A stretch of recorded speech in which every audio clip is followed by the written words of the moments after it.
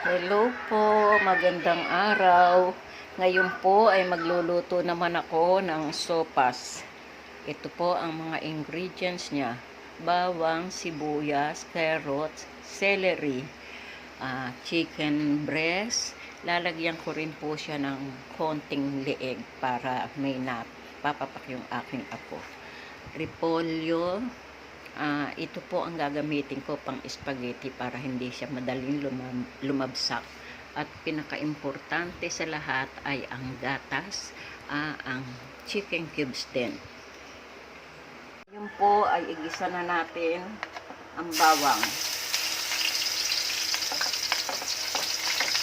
Hintayin lang po natin siyang pumula. Teka muna.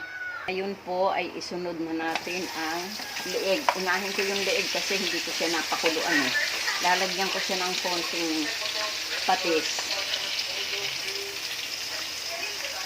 Konti lang.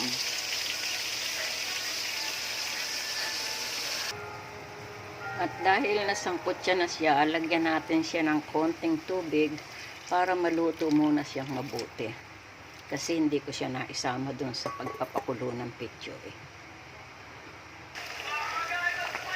Igigisa ko rin kahit sandali itong picture para lumasa yung ano niya, yung sibuyas at bawang niya.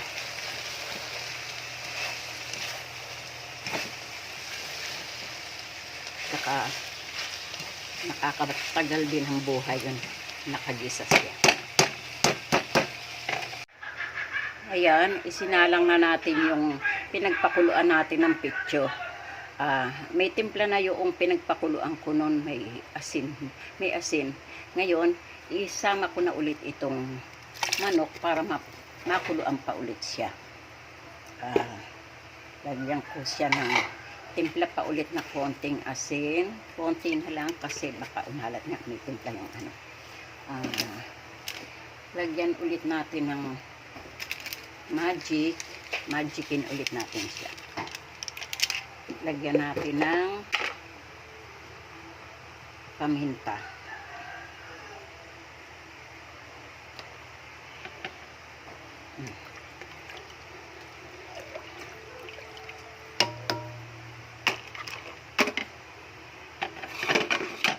Ilagay ko na rin yung carrot niya para pag kumulo sabay na yung carrot na naluluto.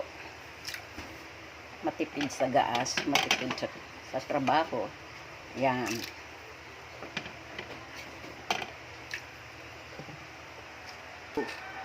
Kumukulo na ang tubig, ilalagay ko na tong noodles.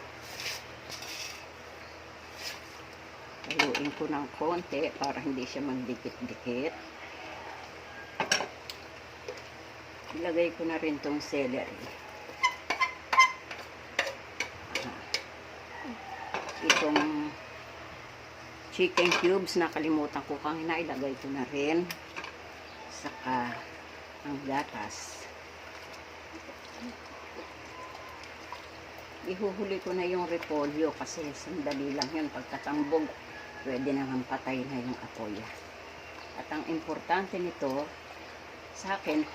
para sa akin, malinamnam siya, maraming gatas.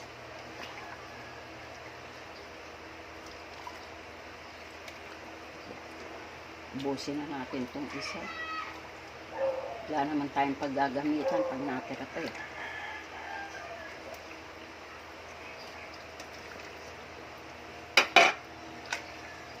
Nakita ka na ito. Ilalagay ko na tong repolyo dahil hindi ko masyadong lulutuin yung noodles niya. Maluluto na yan dyan. Tapos na po. Done.